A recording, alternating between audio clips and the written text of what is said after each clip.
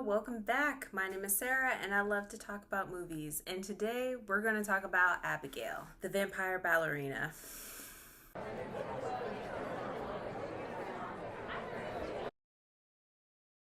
Abigail begins with, out of all things, a kidnapping. So the movie starts with a van pulling up to like a sketchy alley and picking up a woman. She's one of our main characters, Joey. Inside the van are Peter and Frank, and continue on into the suburbs, kind of like a wealthy neighborhood, to meet up with Sammy and Dean, who are already at the location.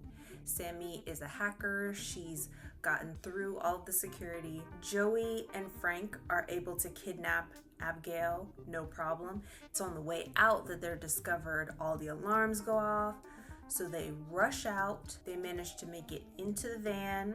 The perspective pans away so you can see that they are leaving a huge city and heading out into the country. After a while, they come up against like big iron gates, and you can see this huge like mansion in the woods. And inside, it's set up very much like almost like a cabin. There's a roaring fireplace, comfy chairs, everything that they could possibly need.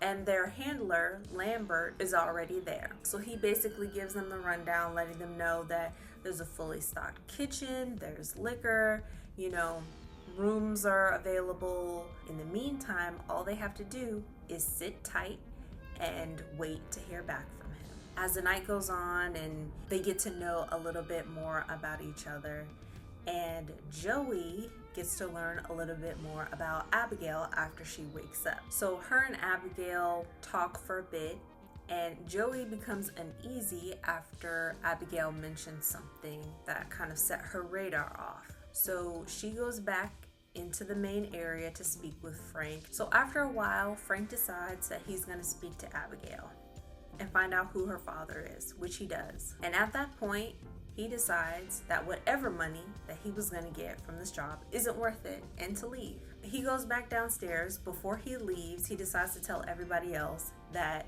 this is Lazar's daughter.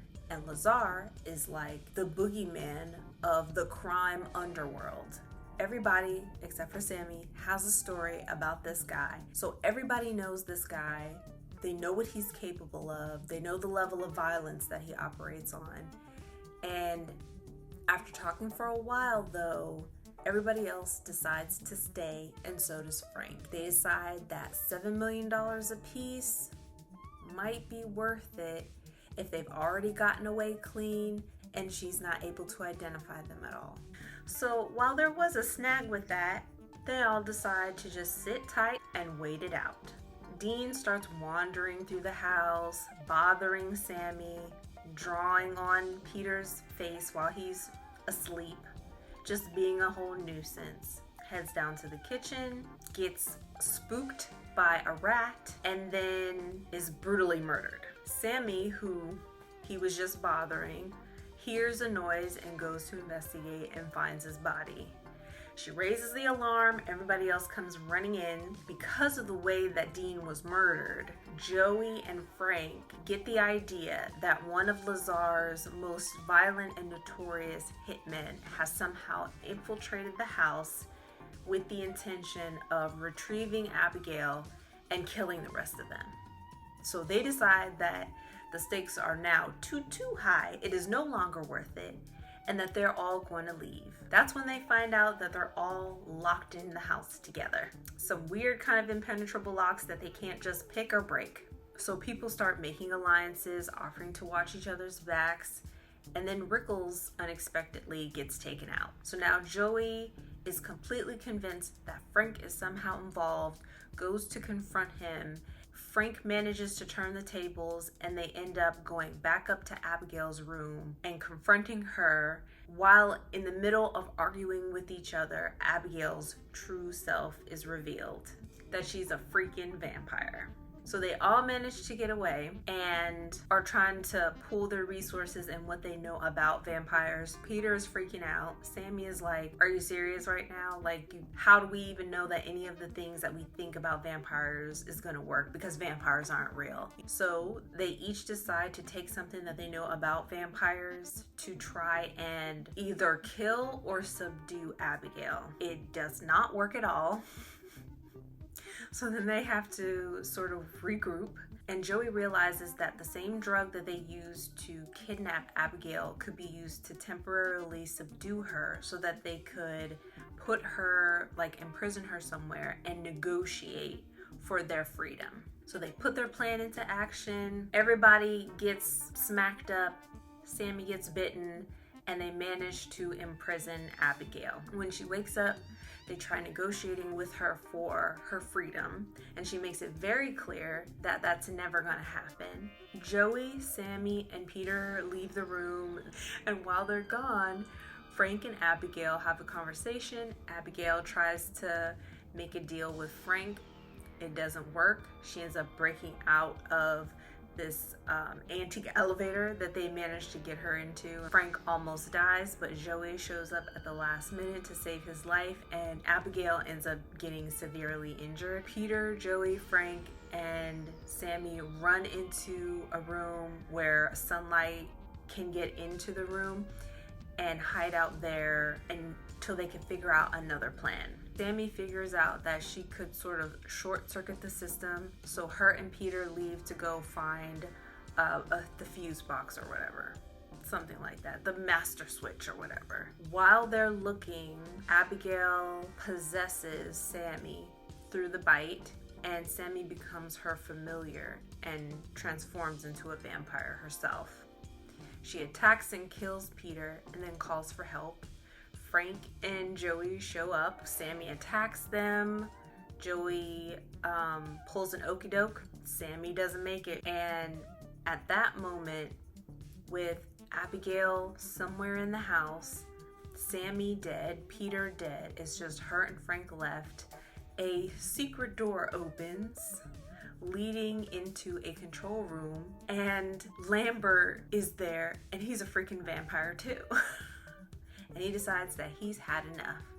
He contacted Lazar, who is on his way there now, and he decided he's gonna convince Frank to join him to become a vampire, and that they will lure Lazar in, kill Abigail, kill Lazar, and take over his entire business. So Lambert turns Frank into a vampire. Then Frank kills Lambert. So they go back into the room that they just left, the room that they were hiding in, and Abigail is there. And she has already figured all of that out, that Lambert had planned on getting Frank to agree to help him take out Abigail and Lazar and take over the whole business. Frank goes after Abigail. Joey is trying to help Abigail. They're fighting Frank, but Frank is much too strong. At the last minute, she attacks Frank. Abigail attacks Frank, and through their combined efforts manage to kill Frank. So at this point, it's just the two of them, and Joey's like, I guess I'm just gonna go now. And that's when Lazar shows up. So Lazar starts threatening Joey, and Abigail intervenes. Lazar and Abigail sort of have a moment together, and then Lazar pardons Joey and allows her to leave. So Joey leaves, sort of in shock, gets into the van that they drove up to the house, and then drives away into the night. The scene fades to black. And the movie ends with a signature for Angus Cloud. And Angus Cloud is the actor who plays Dean in the film. And I found out later that he passed away shortly after his scenes were filmed. So that was a tribute to him. So I thought Abigail was really entertaining. I thought it was really funny, inappropriately funny at a lot of points. I love the use of music. There are a lot of really iconic scenes that are like burned into my mind, like Sammy falling into that pool, her dance scene with Abigail, the mimicking thing, the design of her teeth. There are a lot of interesting details throughout the entire film that really keep you entertained and engaged, and it moves at such a steady to fast pace that you don't really have time to think about certain details or inconsistencies or plot holes. Because so much more is happening. But yeah, it was really entertaining. I like the casting for the characters. I like the fact that it was just very clear who to be invested in pretty much right off the bat. I like the fact that Sammy, who I connected with the least as a character, got the most crap throughout the whole movie. Her falling in that pool, her being the only one that got bit, her being forced to kill Peter, who she was kind of friendly with. That was messed up. I would give Abigail a 3 out of 5. I would recommend it. I think if you can't handle kind of like yuck, wet gore where blood and guts just splatter and spray throughout the last 2/3 of the movie, I would skip it. It's a lot. But there are also some really just purely authentic and funny moments, like Sammy picking up them onions and thinking they were garlic. That's funny. And I believe that.